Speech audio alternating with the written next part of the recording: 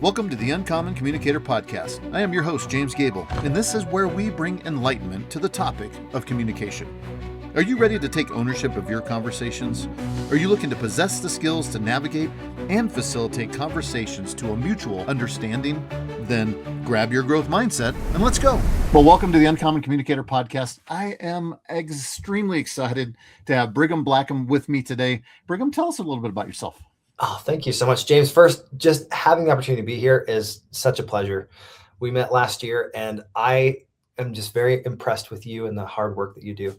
So a little bit about me, guys. I'm a communication specialist. I wrote a book called The Story Hook Method. We're going to talk about that. And one of the biggest things you're going to learn from this whole experience is how to create more compelling communication. What that means is I help people that want to be able to communicate more effectively, be able to do so.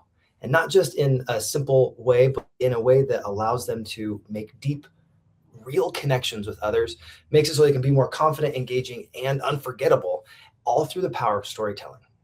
What that does for you is it makes it easier to understand you, makes it easier to want to know, like, and trust you. And then eventually those conversations can turn into cash. They can turn into opportunities, amazing experiences. And I'm really excited to be here. Thanks for having me, James.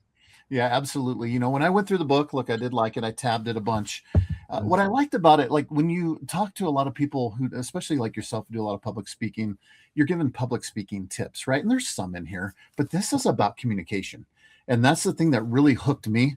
And we'll have an opportunity to kind of talk about some of the key parts of the book. Let the listeners give an opportunity to go purchase it and really read it. But there's some great things that you really poured yourself into this book. So I'm curious about like what inspired you to do this and write it in the way that you did that shared such personal stories. Absolutely. 2 years ago, I was on stage with Sharon Lecter. She's someone that wrote Rich Dad, Poor Dad. You probably heard those series with Robert Kiyosaki. She did like 12 books in that series with him. I was on stage with her and we had this heart-to-heart connection. And she said, "You're such a compelling storyteller. Why don't you systemize this so that other people can do what you do?" And I thought about it and I was like, well, there's no reason why I couldn't teach this in a way that allows others to imitate what I can do. And I took that and I said, how do I make this happen? And I basically brain dumped everything that I could possibly think about from my experience as a theater teacher, as a linguist, because I speak Mandarin and a little bit of French and some ASL. And all of these different experiences, the through line that made all of the difference was storytelling. I said, well, if I can help people unlock attention, wrap it in a story, and then help them know how to package it in a way that allows them to be more engaging, compelling, that will shift fundamentally how they communicate with others. And that's what I did. It took me 14 months to compress all of these decades of experiences into a usable method that others can duplicate. And that's where the story hook method really became something that others can experience. And when Sharon Lecter, she was one of the first people that got to read the book.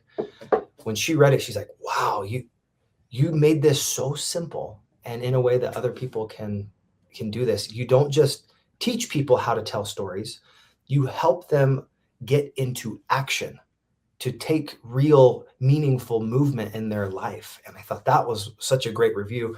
I put her review right at the front of the book. So I was like, thank you for the nice words about it. I love it. So that's a little bit about how this came to be. We could go a whole lot deeper, but yeah, let's see what came to mind with you on that, James. What do you want to know more about? Yeah, I can tell you're a podcaster. You're asking me the questions.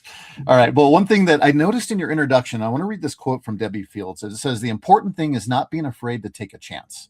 Remember, the greatest failure is to not try. Once you find something you love to do, be the best at doing it." Why did you start the book with that quote? This one's a really meaningful quote for me. You think about being the best version of yourself. If you ask someone, what does your best look like? It is going to be different for every single person.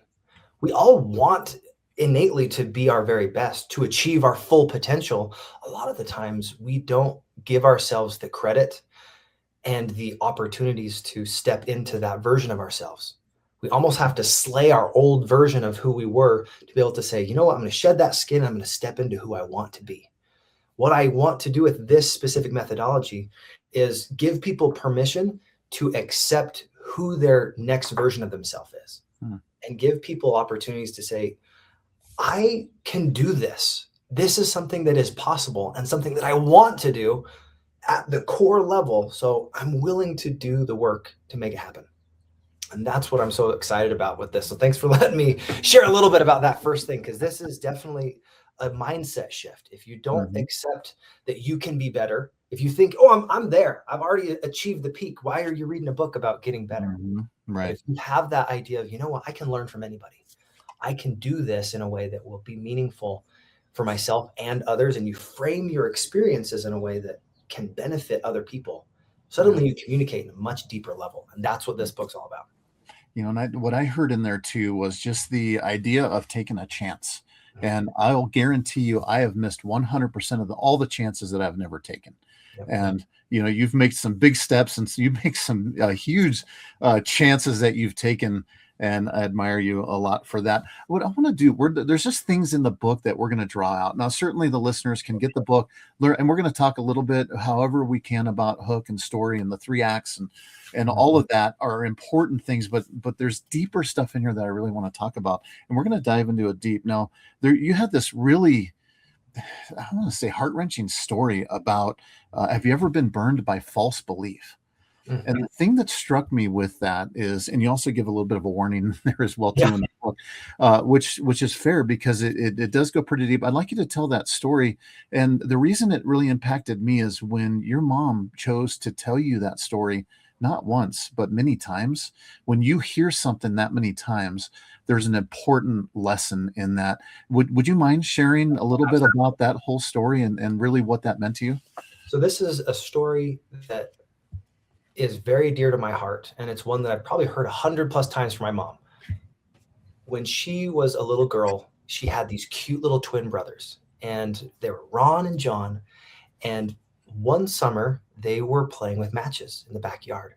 They're just striking matches and playing with it, and it was just so exciting for them because they could play with fire. They knew they weren't supposed to do that. Their mother had said, "Hey, don't play with fire. This is not good." But they're in the backyard in the shed, and they were striking matches, and then they felt like it was time to go inside. So Ron took a canister that he thought was full of water, and he poured it on it. And what happened was it just exploded, and it ended up being gasoline.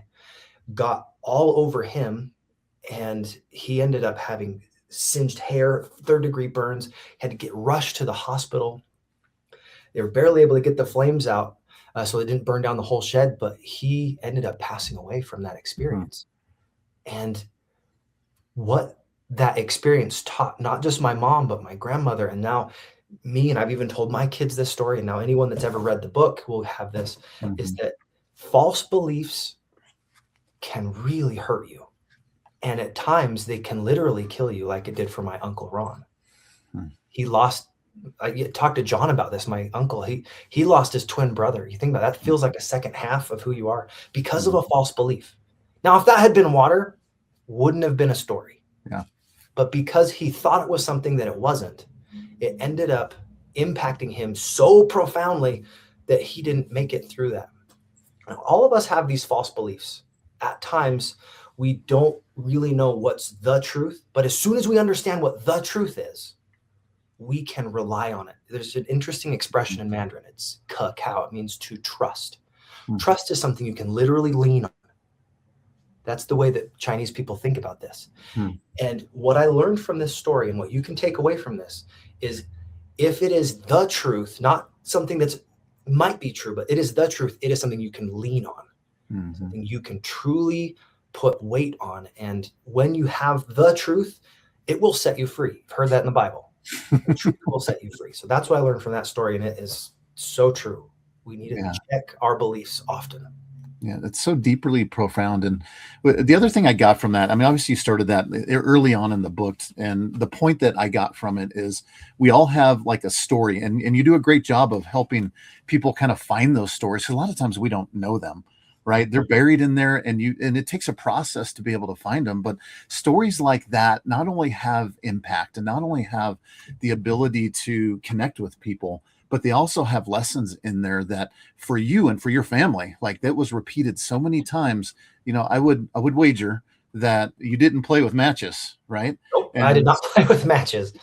That's true. yeah, so there's so many lessons that we can, when we learn to tell stories and relate them to our kids, to our friends. I'm in construction.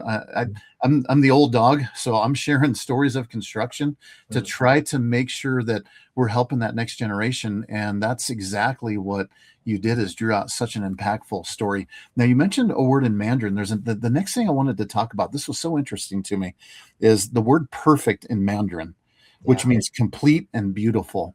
There's this in our society, the idea of, perfection.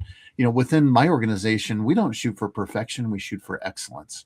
But the Mandarin definition of perfect is slightly different and a little more nuanced. Do you want to tell me a little bit more about absolutely.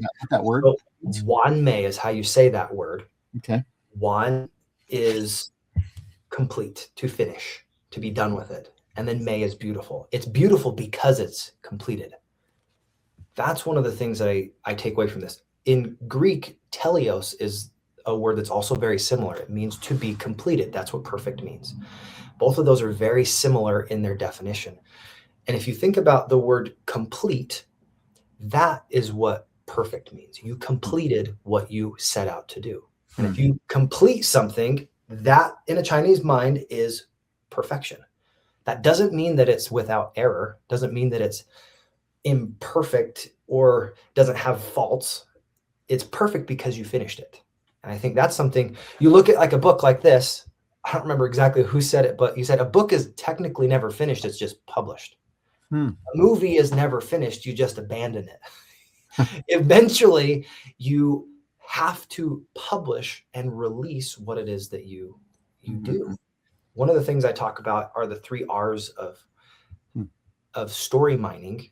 And the last R in there is to release it. If you don't release your work, if you don't publish it in some format, whether that is in an email, in a letter, a physical book, or some way that you can get your message out to the world, even if it's in a keynote speech, that story will live inside you and most likely die. You have to have a way that others can interact with it and then use it. So this is one of the ways that I'm publishing and releasing my experiences, is through your podcast. This is a channel of communication that's beautiful. And I podcast as well. Mine's called Leveling Up, and I absolutely love doing this stuff. So talking is one of my favorite things. But anyway, I hope that answered your question. One Mei is a beautiful way to think about perfection. And I think it's more helpful if you figure out, how do I complete or close the loop on whatever it is I want to achieve. Yeah. Yeah. Well, I just want to make a note. We'll make sure everybody gets a link to your podcast, because it's Leveling Up, right? Is that the full name of it? You drop the G, Leveling Up, because I grew up in Utah, and that's what you do, is you just drop the G. And I feel like I have that as part of my language. Yeah. So I just leaned into it. That's part of my branding. I love it. I know somebody owns another podcast where he added a G back in there because people told him to. But anyways, it's I love it. Now, one thing, like specifically in Eastern philosophy, I study a lot of Stoic philosophy, and I've got a friend that's really into Eastern philosophy. I spend a lot of time in lean construction, which uses a lot of Japanese words, principles, thoughts, stuff like that. And that's what really drew me into that Mandarin word of perfect, because in the Western world, we've created this idea of perfectionism. And truly, when you look at also like Kaizen, which is Japanese for continuous improvement, or get better, right? Yep. And when I looked at this word, it caught me as well too, is it's not about having it exactly perfect. And it's that mindset that really is, I don't know, it said it in a way that I wish we could embrace it, because it brings a lot less stress, I think, into our lives to try to shoot for perfectionism. Yeah. Think about it. Done is better than perfect. You've heard that from lots of different leaders. It's very true. If you are not able to complete what you start, that incomplete will start to feel like you're getting depleted with your energy. But as soon as you say, you know what, I'm going to finish this, even if it's not great, I did it. And now you can say, well, I could iterate that. I could make it better, but I have to finish what I start. Otherwise, I don't have a version 1. There's no volume 2 if I don't publish volume 1. Right. Right. Nobody wants to watch the 4th movie of a Star Wars series when there's 3 more ahead of it, right? There you go. Or you think about this. Okay, we're going to go geeky for a little bit. Iron Man. My little boy loves this. Okay, he's a 2-year-old, and he just geeks out at how fun Iron Man is. There had to be a Mach 1, the very first suit. There had to be flaws in it. There had to be things that he could learn from it. He had to fail. He had to get the flight suit and hit off the ceiling. Sometimes your first version will suck, and it's okay. And then your second version might also not be great, but you'll learn, and then you'll fail forward, and you'll fail forward, and you'll fail forward. And just like you said, Kaizen in Japanese, or Gai Shan in Mandarin, Gai is to change, Shan is for the better. You're changing slightly, like incrementally, so that you can be better. That's the idea of progress over perfection. There's another idea, bujinza tui. If you're not progressing, you're digressing. That's one of my favorite expressions in Mandarin. Wait, say that again. Yeah, go ahead. Yeah, no, say that again. Bujinza tui. If you're not progressing, you're digressing. Yeah, because I've loved the principle, and I've said this with almost shocked eyes from people, is if you're not getting better, you're getting worse, which is an exact representation of that in Mandarin. And how true is that? You share quite a few different failures that you had. And I think that's one thing, like, and I am a recovering perfectionist, by the way. And that's not a good thing. Like, people think if you're a recovering perfectionist, you're used to getting everything perfect, and it's truly not. Like, from the recovery side for me is you don't see anything right.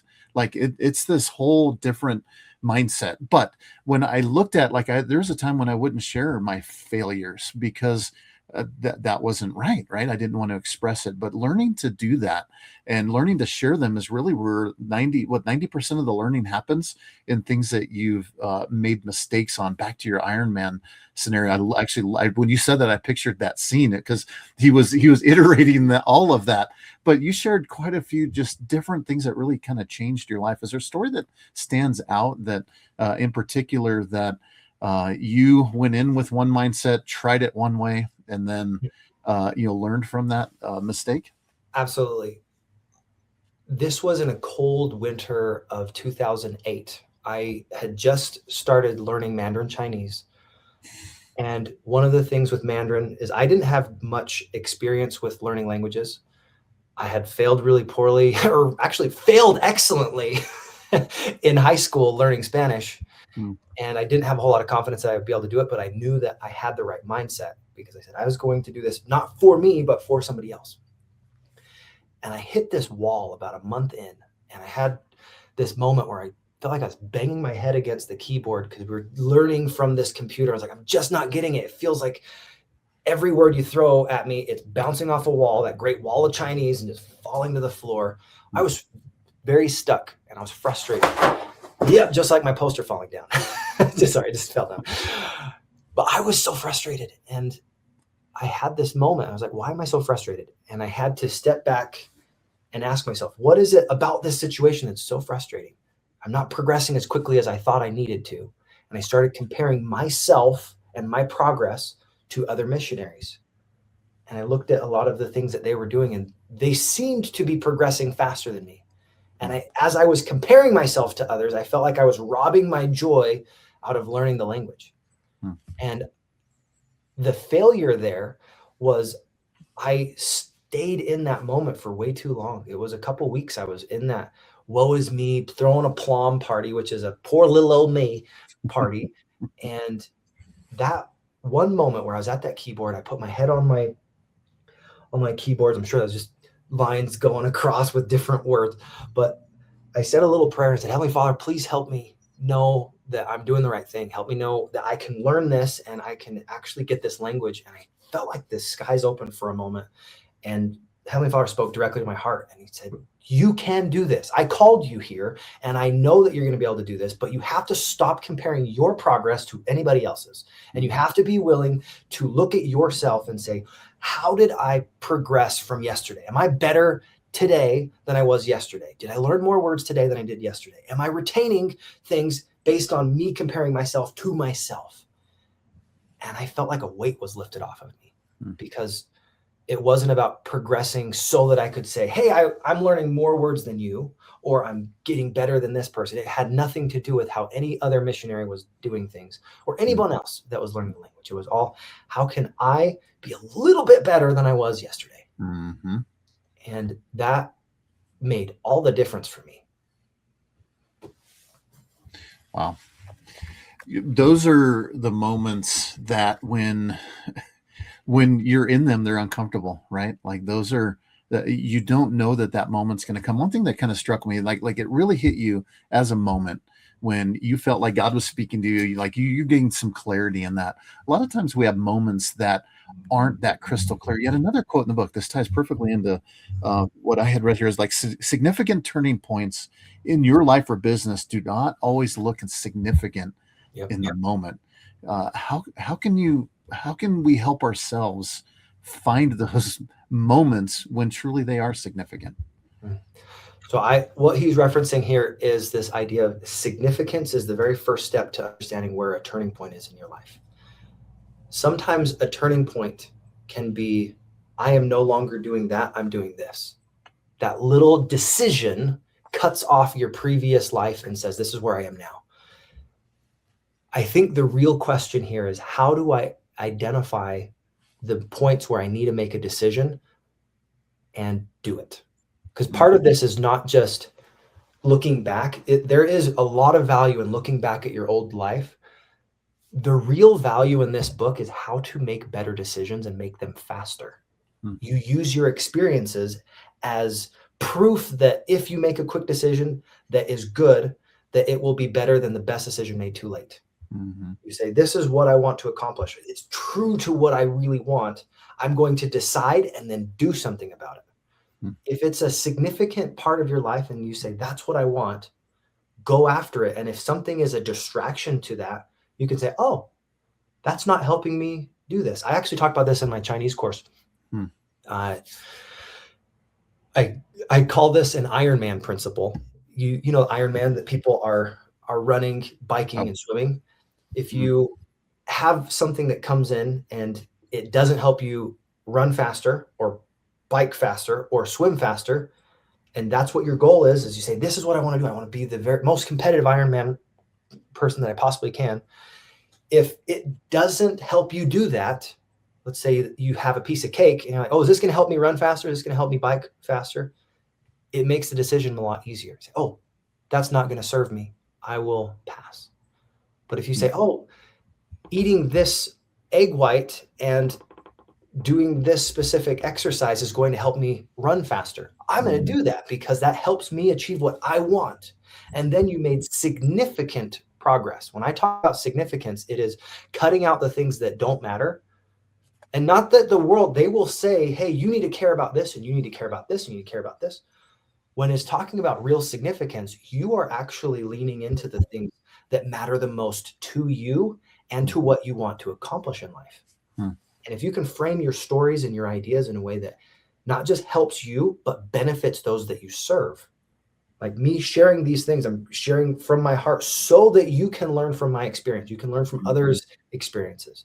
And then because of that, you can make a shift and you can create a decision to be a little bit better today than you were yesterday. And that can make all the difference. That's what significance is all about. I love that. We're gonna take a little bit of a bent I didn't plan on. Just when you're sharing these heartfelt stories and we're making connections, I'm big on making audience connections. I mean, some of what you talked about was knowing your audience and connecting with your audience, and really having the passion that's coming from your heart really does translate into, and you've done a lot of public speaking. You know that you can connect with an audience of 100-200 people. Just like you and I having a conversation. Like there's an amazing power that happened. There's a mind meld. It's amazing to do that. But having that type of connection is something that humans do. Now, one thing I'm seeing a lot of in LinkedIn and a lot of like posts online, I can see them now. I don't want to say I can feel it. I can say I can unfeel it. You can see where people are having AI, Claude, all of these AIs writing their stuff for them and putting some stories in, and I'm seeing the repeated styles that I feel like is making a disconnect with that human connection. What are your thoughts on how we are as a society turning to an AI to try to express ourselves? And I guess how have you approached the whole AI I uh, love it. influence?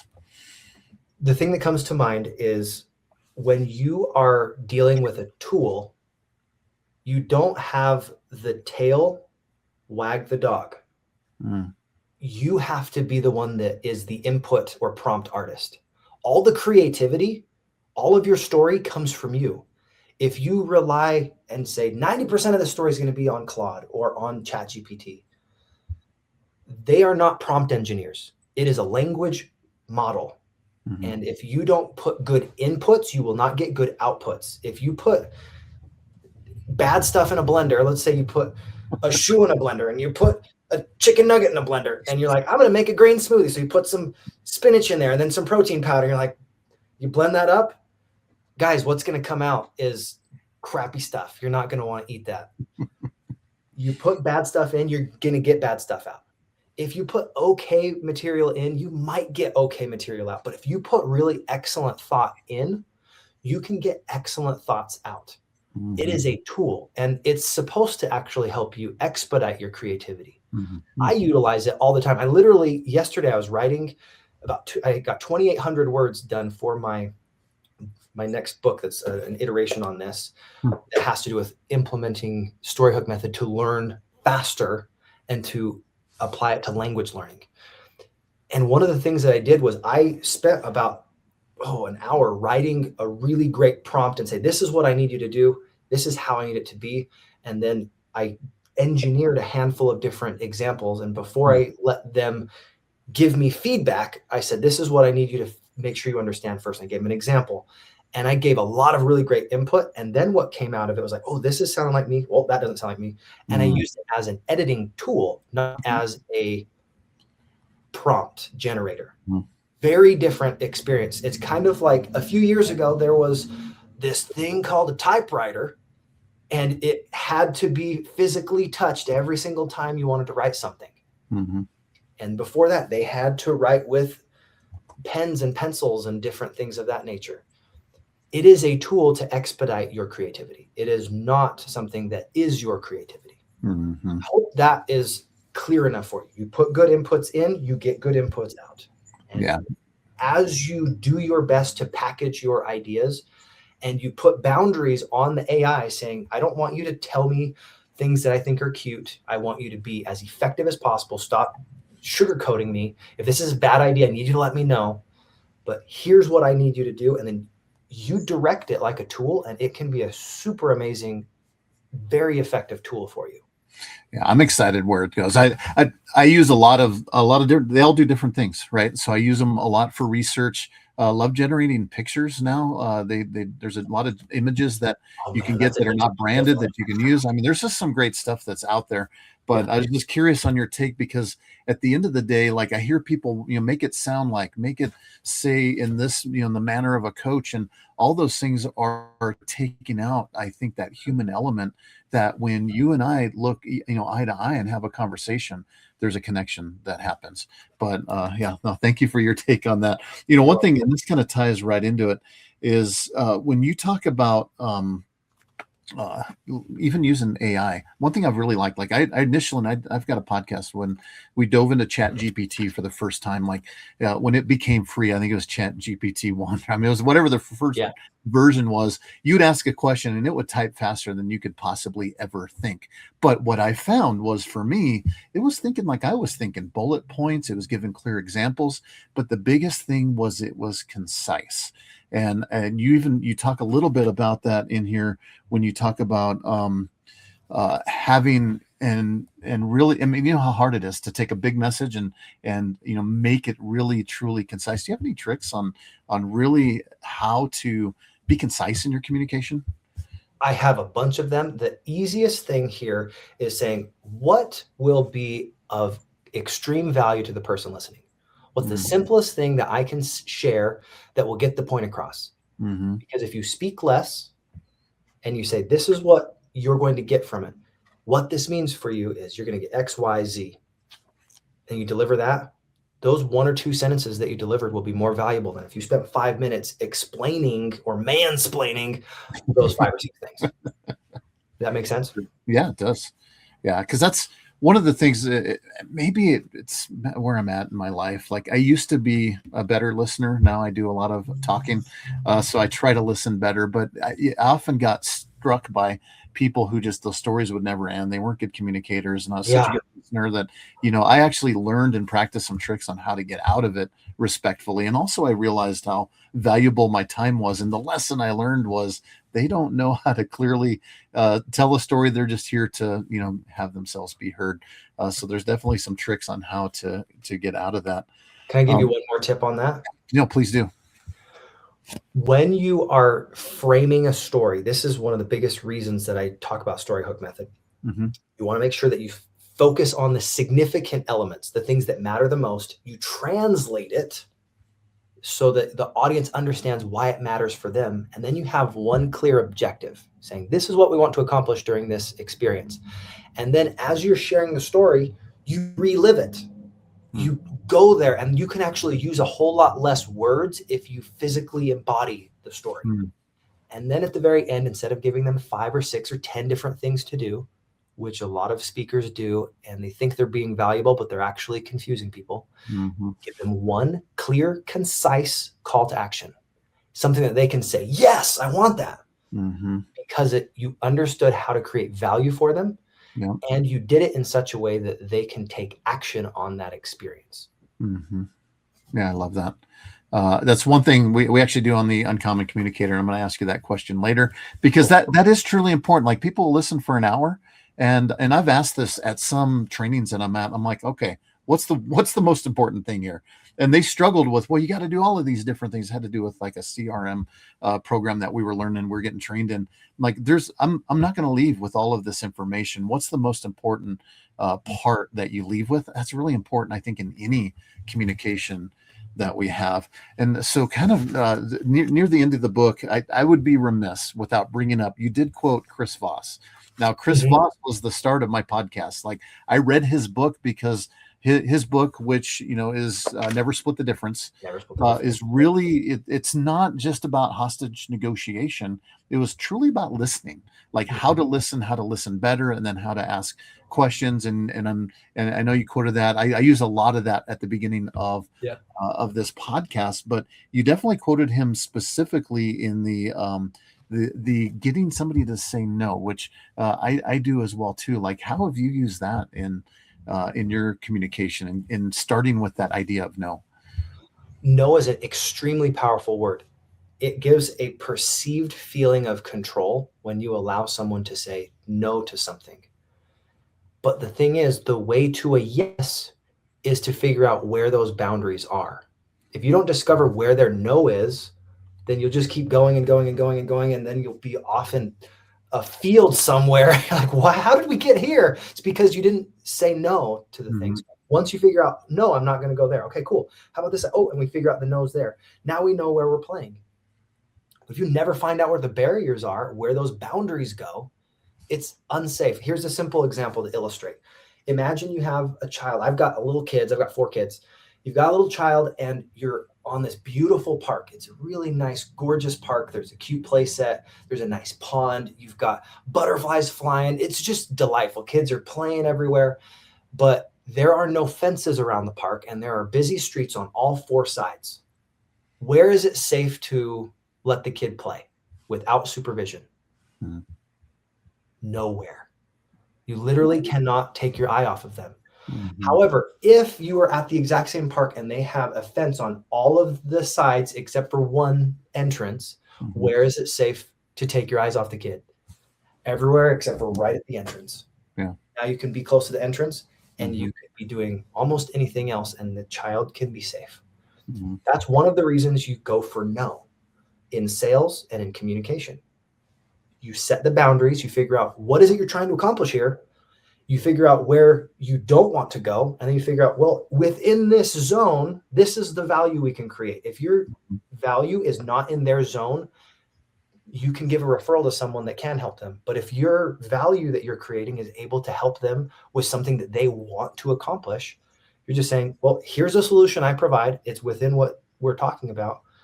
Does this price and cost work for you? Yeah, let's do it then. Mm-hmm. That's just simple sales. That's one of the ways you make more money. You build more impact because people will do what you ask them to do. And then you create more influence because as they get good results, more people will come to you and you'll be attracting those people because you guarded the yes by going through the no. Yeah, there's a lot of brain science, I think, that goes in with that, and I appreciated you bringing that up because that's one thing I use it a lot too. It's like, hey, is this a bad time? It's as easy as that when you call somebody to give them the freedom to decide, is this a bad time for me or not? And I don't know if maybe everybody's turned off to this. You probably have a little more experience at this, but when you get that phone call, hey, do you like clean fresh water? Hey, when you start asking those questions to drive to the yes, you're like, it almost makes your skin crawl a little bit because you know where they're heading, right? But if they said, ask that a different way, it might make you think differently. So I appreciated you throwing that in. Those are leading questions, right? We're used to those in sales because sometimes you get those leading questions. You're like, I know where this is going. I don't want to have this conversation though, but I can't really say no to this. So you're out of the sale. Mm-hmm. Yeah, you've already checked out. Do you, as we kind of wrap up here, we'll give a link to purchase your book, but is there anything you want to cover that you want to talk about that's really on top of mind when we talk about the story hook method? And then we'll go into some other questions at the end. What do you have? Communication skills are the biggest thing to impact your influence, your income, and your impact. One of the things that I want you to take away from this is as you do this, even if it's imperfectly, you gain attention, you wrap your experiences in a story, and then you gift them because you perfectly packaged and re-put this together for an audience or for a specific person you're talking to.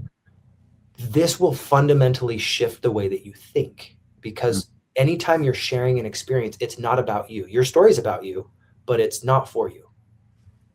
The things that you share with others, if it's truly of value, it means you solved a true problem that somebody else is willing to pay for, or they will pay with their attention.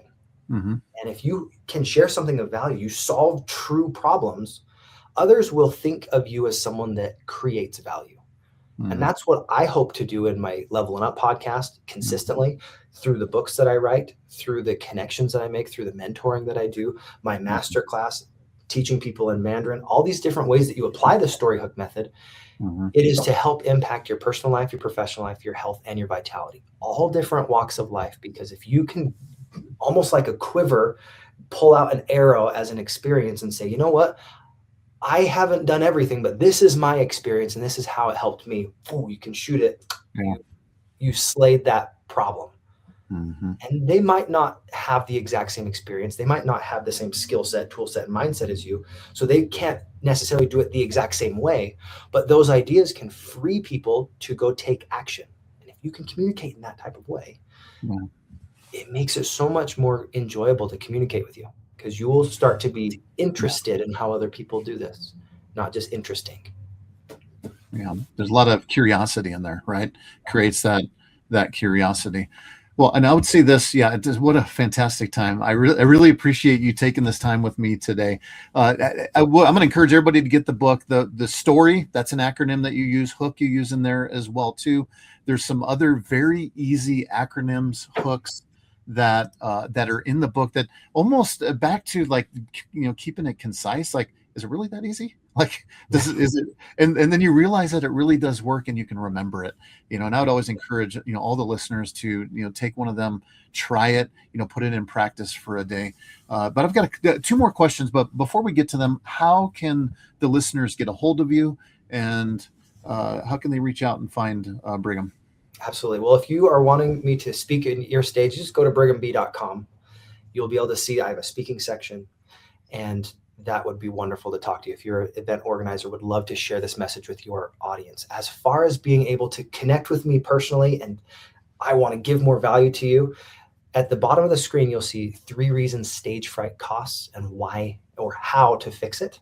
This is a free version of the introduction of this book. It is a way that you can start to see, you know what, I may not stand on stage, but I do have some things that's really valuable to say. And sometimes I struggle to be able to say it. And sometimes I struggle to say it in a concise way. That's what this book does for you, is it helps you be more concise, understand how to overcome those fears that hold you back from speaking. And then it opens you up to new opportunities. And then at the end of that book, you'll be introduced to the story hook method, how it can break down to help you build more impact, influence, and income. And I would love for you to connect with me that way. So start with brighambcom.com/3. That is the free download for you. You'll see that in the show notes as well. And that's where you're going to start getting value from me. And I'm very happy to help you in any way that I can. Thank you. Yeah, I appreciate that. What I like is you didn't talk about this, but you got a free ticket at the end of your book. I'm going to talk about that. So you get through the book, you get to the end of it, and you write a review on Amazon, then you will get an hour with you. I mean, that's pretty amazing to kind of throw that. And I love it. It's like, oh, you made it to the back of the book, did you? Like, not everybody. Sometimes we jump there right at the end, but I didn't. But there is a free ticket for an hour with you at the end when you buy the book. I think that was just kind of another brilliant hook that you had thrown in there. You think about it, the reason that you write a book is not just for you. You think, how can I have this be the start of a relationship, not the end? Right. It's not just a fiction novel that's kind of entertaining. Yep. There is a lot of entertainment value to this, but it's actually, how do I help this to start a relationship? Yeah. So James and I have a deeper relationship because he read my book. And now we've been able to do this podcast. We will fundamentally be different than if he hadn't read the book and we hadn't done the podcast. 100%. That's what I hope to do with anyone that buys the book, is to connect deeper with you and see how I can help you get what you want out of life, to develop those core desires and say, well, if this is truly what you want, you said you wanted this is what real significant progress looks like. Let me help you figure out how I can help you get closer to that. Yeah. So I've got 2 questions I'm going to finish up with. First one is, and this one's maybe not easy, we'll see. What does the world get wrong about Brigham Blackham? Does the world get wrong? A lot of times people put me in the box as, oh, you're just a teacher. You're just a dad, or you're just a missionary. Whenever you look at a portion of your life and you put just in front of it, you are diminishing your value. But if you can say, you're right, I was a missionary and I am a father, I am an author. Nobody else in your life can say, I am for you. You are the only person that can do that. I learned that from Ron Williams, one of my great mentors. He's a Mr. Olympia. He's on my podcast. And when you think of the I am statements, how you talk about you is much more important than how anybody else does. And if you can be internally motivated, saying, this is what I want to accomplish in life, this is who I am, and you identify those things, you say, this is what I want to accomplish, nobody can stop you except for you. Doesn't matter what the world says. It doesn't matter what the news says. It doesn't matter what other people think about you. You can show up and say, this is who I am, and this is how I'm going to prove it. Here's example after example after example of how I want to provide value and how I want to serve the world. And however other people think about you, if you provide them ridiculous amounts of proof because of your example, it's undeniable. And if you want to be someone of value, that's what I hope you do. And that's what I hope others take from me. But whether or not they think of me as valuable, I'm still going to show up.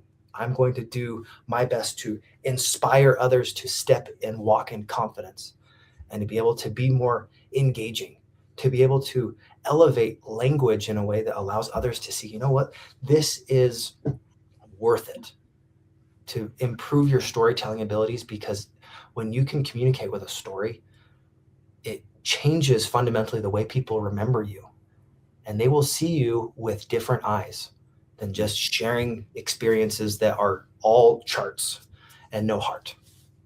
You got to put the heart in the chart, and you do that with a story. I like that. You're not just and we do that with people, don't we? We put them in a box. I mean, that's just a great example of how not to have that kind of bias in there. And I appreciate you sharing your heart on that one. And then the last one is, this is all part of the UC, the uncommon communicator moment is, look, we've been talking for over 40 minutes. Like what is one thing that the listeners can walk away with today that they can apply right now? Beautiful. From our conversation today. Mm-hmm. We talked about Gaishan, which is to improve incrementally. Yep. Wherever you are on your storytelling or communication journey, there is one thing that you can do. You can look back at the way that you've communicated and said, am I sharing things that are of value for others? And if you just ask that one question, is this of value to somebody else? You can use that as a filter. If you are someone that often will data dump and just say all of these random things, if it's not of value to somebody else, why are you opening your mouth? If it's not something that will help them, why are you saying it? Every story has a point and every point has a story. And if you truly have an objective that you're trying to accomplish, you can say, is this going to help you or hinder you? Is it going to help you get closer to your goal or farther?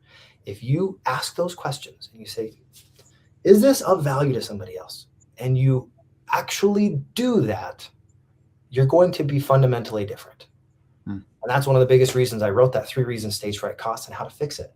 It's because this is how to start to change the way that you communicate. It's not about you. Your story is about you, but it's not for you. It's for those that listen. And that means there's going to be some details that you cut out because it won't be relevant.